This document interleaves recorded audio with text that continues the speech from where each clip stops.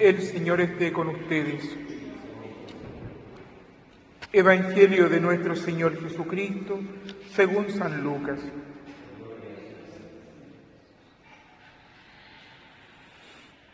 Jesús dijo a sus discípulos: no juzguen y no serán juzgados, no condenen y no serán condenados, perdonen y serán perdonados, den y se les dará. Les volcarán sobre el regazo una buena medida, apretada, sacudida y desbordante, porque la medida con que ustedes midan también se usará para ustedes. Les hizo también esta comparación: ¿puede un ciego guiar a otro ciego? ¿No caerán los dos en un pozo?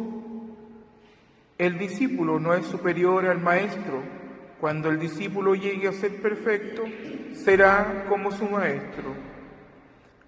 ¿Por qué miras la paja que hay en el ojo de tu hermano y no ves la viga que está en el tuyo?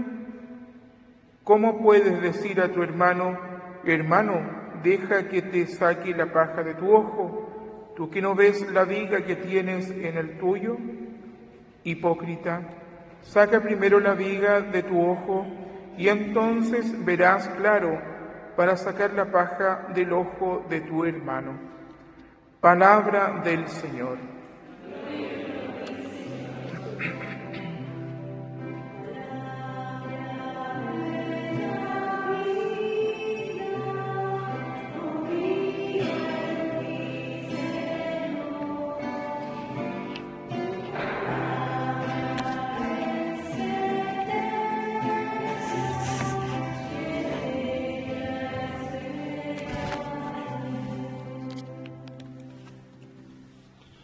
Tomen asiento. Queridos hermanos, seguimos meditando en este capítulo 6 de San Lucas, las bienaventuranzas, que serán siempre el itinerario espiritual que Jesús propone a sus discípulos para llegar a la santidad. ¿La santidad es posible? Sí, porque si no, Jesús no lo pediría. Sean santos como el Padre Celestial es santo, dice el Señor. Y esto sin duda es imposible para nosotros, pero no para Dios. Por eso el Señor nos regala la divina gracia. La gracia de Dios es el don más precioso que podemos tener. Inclusive yo creo más que la propia vida, porque la gracia divina es la vida de Dios en nosotros. Si nosotros no tuviéramos gracia, ¿de qué vale vivir, digo yo?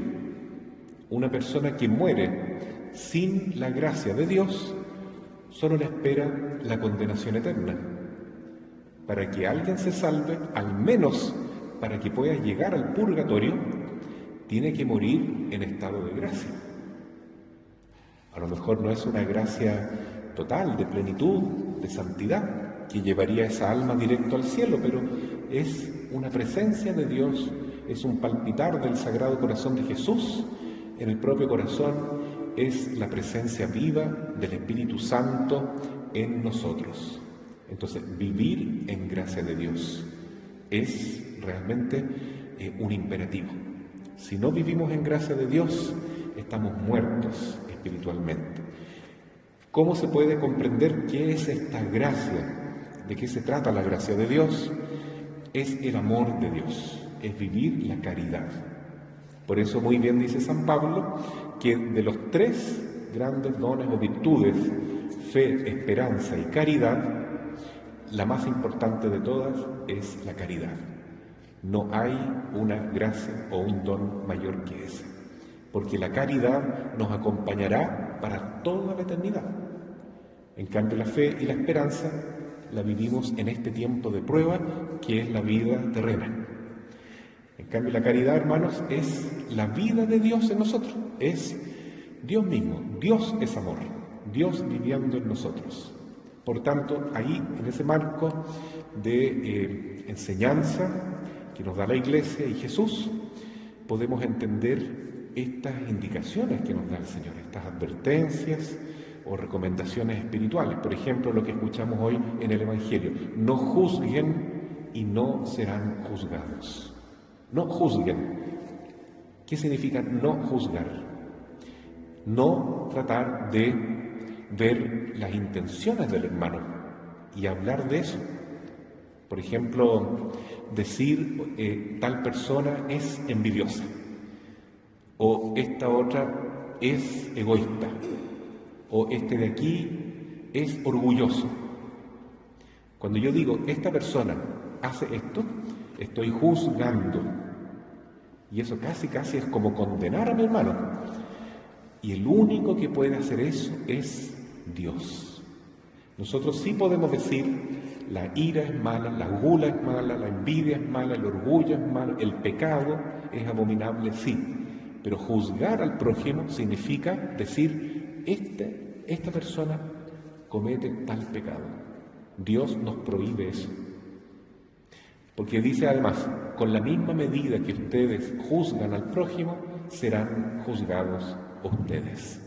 Entonces es muy inteligente el Señor, porque nos está diciendo que si nos mantenemos pequeños, humildes, sin juzgar al prójimo, por lo tanto, sin hablar mal de nadie, porque a veces ese juicio nosotros lo expresamos en el corazón, decimos esta persona es así y asá, y me lo guardo en el corazón, y eso lo voy alimentando y después necesito expresarlo, porque como dice también la Escritura, en la boca abunda de lo que hay en el corazón, ¿cierto? Entonces yo necesito empezar a hablar mal de los demás, porque eso es lo que estoy pensando. He concebido el juicio en mi corazón, y después viene la manera de expresarlo, conversando con otras personas.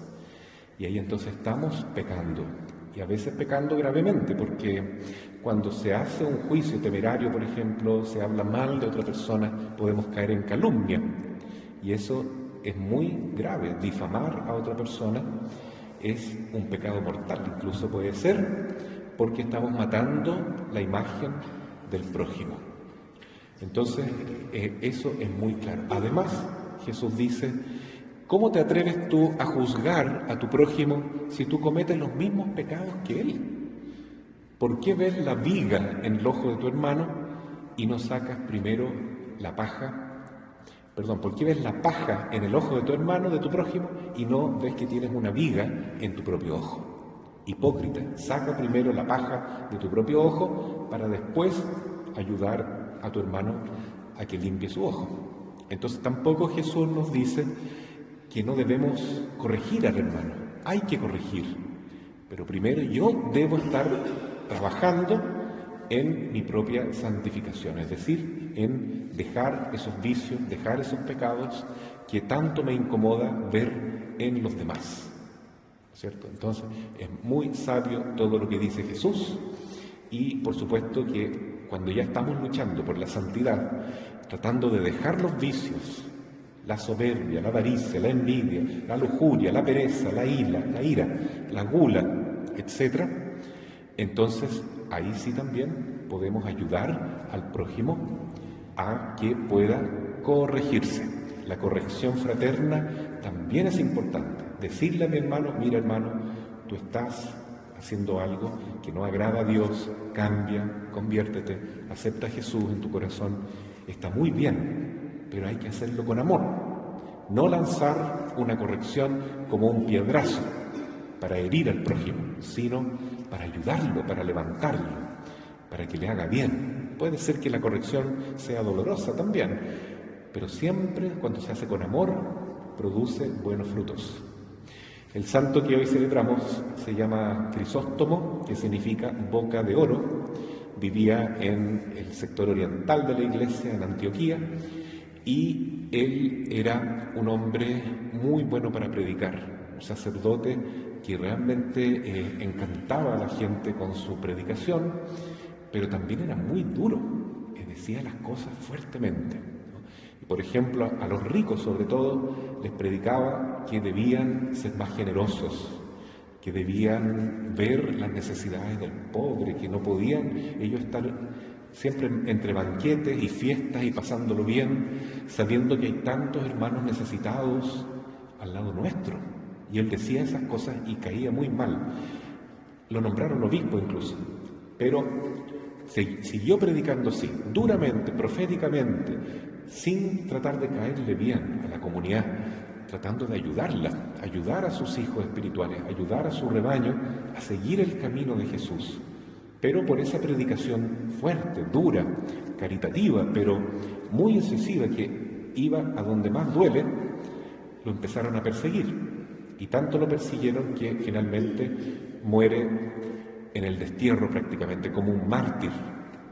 Entonces ahí se ve que tratar de ayudar al prójimo, ayudar a mi hermano, a mi familia, a mi comunidad, diciendo la verdad, está bien, aunque eso después signifique un daño para mí mismo, pero es por amor, no es por tratar de imponerme como superior ante el prójimo, porque ese es el pecado del juicio temerario, ¿no? De juzgar al prójimo para que uno se sienta superior, ¿no es cierto? Entonces es un pecado de soberbia. Yo quiero sentirme superior a los demás, por eso hablo mal de los otros, para que mi yo se eleve. Y es una gran hipocresía, porque muchas veces cuando hablamos mal de los demás, no nos damos cuenta de que esos mismos pecados los estamos cometiendo nosotros. Y por eso Jesús nos advierte y nos previene. Es una manera práctica de vivir la santidad, de vivir el amor. Entonces, ¿cómo puedo saber si acaso estoy viviendo en el Espíritu Santo, si estoy en gracia de Dios, si mi vida es grata a los ojos del Señor? Vigilemos lo que está en nuestra lengua, lo que decimos. Lo que decimos es hablar bien de los demás o hablar mal de los demás.